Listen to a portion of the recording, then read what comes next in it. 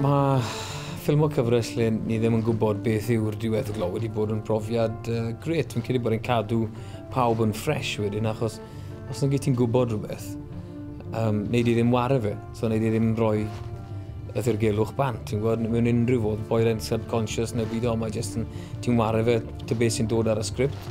Oedd yn sgript wahanol, fel arfer mae'r llofruddiad yn digwydd reit ar ddiwedd y ddrama. A fel actor i credu oedd yn dda ddim i gwybod gormod amdano'r stori. Mi'n credu'r her fwyaf oedd bod ni ddim yn gwybod beth yn mynd i ddigwydd. Mi'n credu mewn bywyd, chi beth yn gwybod beth sy'n mynd i digwydd. So, mi'n credu mae'n fwy naturiol i jyst chwarae bob dydd. Mae'n galed achos o'n i ddim yn gwybod pwy oedd y llofrydd o'r dechrau. Reit hyd lan diwedd y shoot, really, oedd ddim syniad yn ni.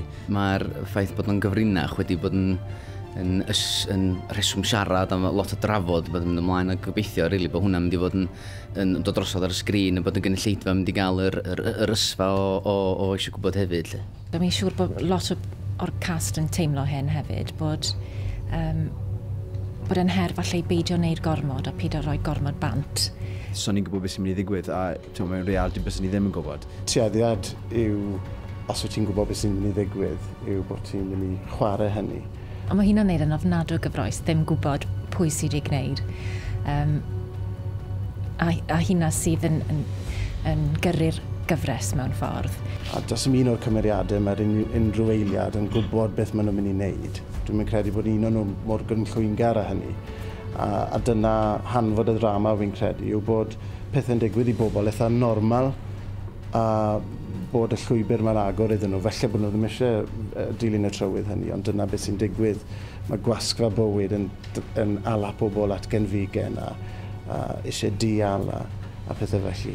Mae'r golygfeydd sydd yn dod i fyny at y diwedd penod 8. Maen nhw'n gyffroes iawn. Mae wedi bod yn hwyl, fel ni'n dweud, i beidio gael gwybod be ydy'r diwedd, ac fysa fo'n gallu bod yn rhywbeth. Mae wedi bod yn brofiad gret i weithio ar rhywbeth yn la, cadw'r ddirgel wrth bawb, bod fi wedi trial ffindo mas sawl gwaith. Mae'n heb lwyddiant. 35 diwrnod with English subtitles, Sundays on S4C.